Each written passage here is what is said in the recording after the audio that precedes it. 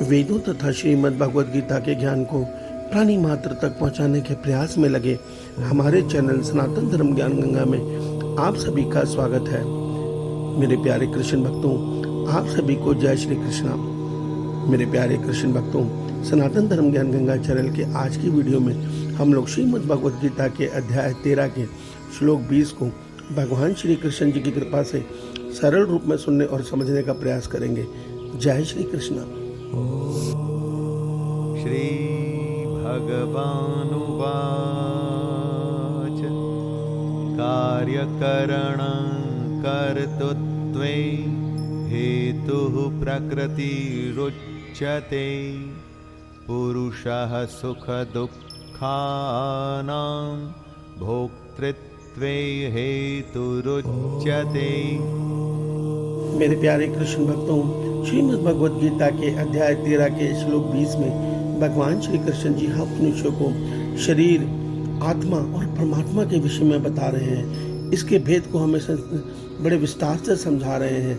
पिछले श्लोक में भगवान श्री कृष्ण जी ने हमें यह सत्य बताया था कि जो मनुष्य के अंदर गुण और दोष हैं वो सारे प्रकृति से उत्पन्न होते हैं, पर जो इसके अंदर परमात्मा का अंश आत्मा है वो इनसे परे है, अर्थात वो गुण दोष इसको छू भी नहीं सकते।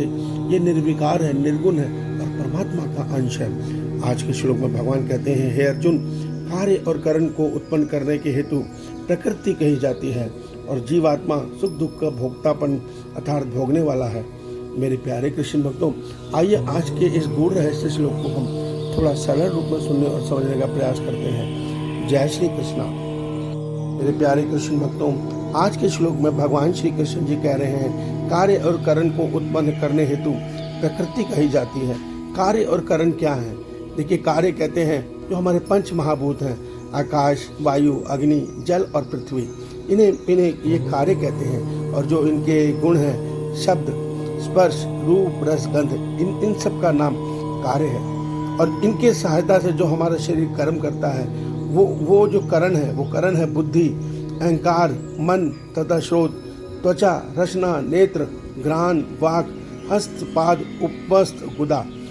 इन 13 का नाम भगवान ने करण बताया है। ये वो करण है जिनके द्वारा मनुष्य इन गुणों को भोगता है, अर्थात नेत्र के द्वारा मनुष्य रूप का आनंद लेता है। नेत्र रूपी इंद्रियों से मनुष्य रूप का आनंद लेता है। जिह्वा रूपी इंद्रिय से मनुष्य रस का आनंद लेता है। इसी प्रकार स्पर्श के द्वारा मनुष्य किसी को छूने का आनंद लेता है। तो भगवान कहते हैं कि इसके द्वारा मनुष्य इस संसार में सुख और दुख को प्राप्त होता है। क्यों?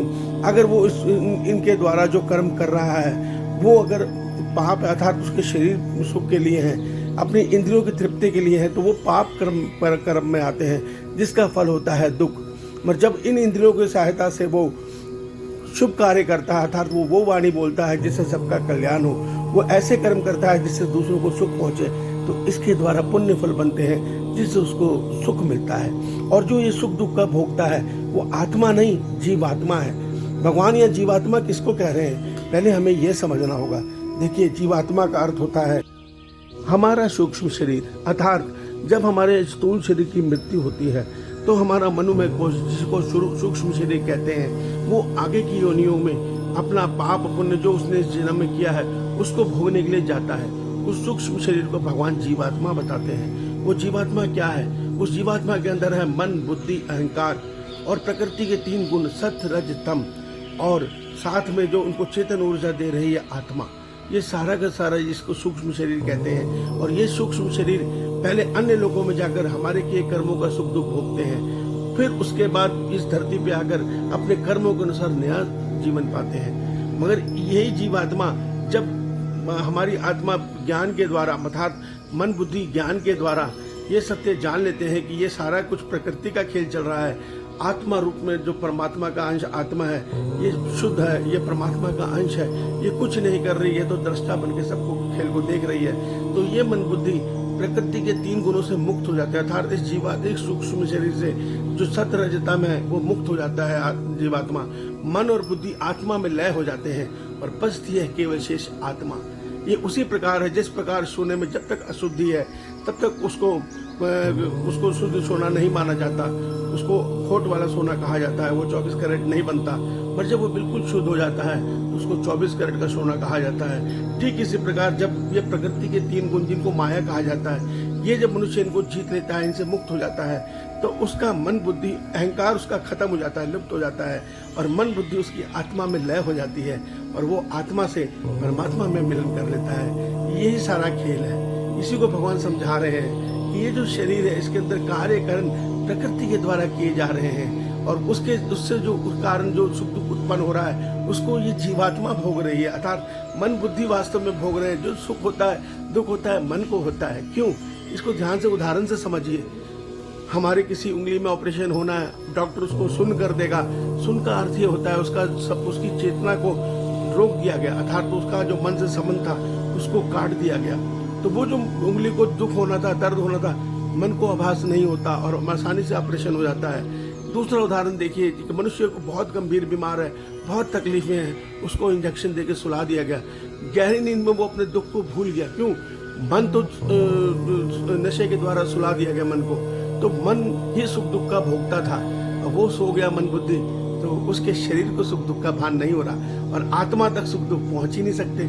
आत्मा तो हृदय को धड़का रही है, इस शरीर को चला रही है, मगर वो सुख दुख उसको वहां पर तक नहीं पहुंच पा रहा। उसकी पहुंच मन तक थी, मन सोया पड़ा है। उम्मीद है आपको ये सत्य समझ में आ गया कि सुख दुख का भोक्ता केवल मन और बुद्धि है जो जीवात्मा में वास करते हैं। मगर जब यही मन बुद्धि उस आत्मा में लय हो जाते हैं, जब तीनों गुणों से मनुष्य माया बंधन से मुक्त हो जाता है, तो वो शुद्ध आत्मा कहलाती है। वहाँ जीव खत्म हो जाता है, जीव का लय आत्मा में हो जाता है, और फिर उसको आत्मा अर्थात परमात्मा ही कहा जाता है। वास्तव में आत्मा क्या है? आत्मा परमात्मा के ही प्रति छाया है। जिस प्रकार सूर्य का प्रतिबिंब जल में पड़ता है तो उसका स्वरूप पूरे सूर्य के समान ही दिखाई देता है, वो अलग नहीं दिखाई देता। ठीक इसी प्रकार परमात्मा की ऊर्जा हमारे शरीर में पड़ रही है, जिसको आत्मा कहा जाता है, और वो ऊर्जा ब्रह्म रूप में हम पे ही नहीं पूरे ब्रह्मांड में हर कण पे पड़ रही है, और वो हर कण उस परमात्मा के कारण ही जीवंत है। ये सत्य हमारे वेद बताते हैं, ये सत्य हमारे सनातन धर्म बताते हैं। अन्य धर्मों को ये सत्य नहीं पता। इस सत्य को समझिए, श्रीमद् भगवत गीता को पढ़िए, भगवान इसमें हमारा कल्याण बता रहे हैं। ईश्वर आप सबका कल्याण करें, आपका दिन शुभ हो। जय श्री कृष्णा, जय श्री कृष्ण।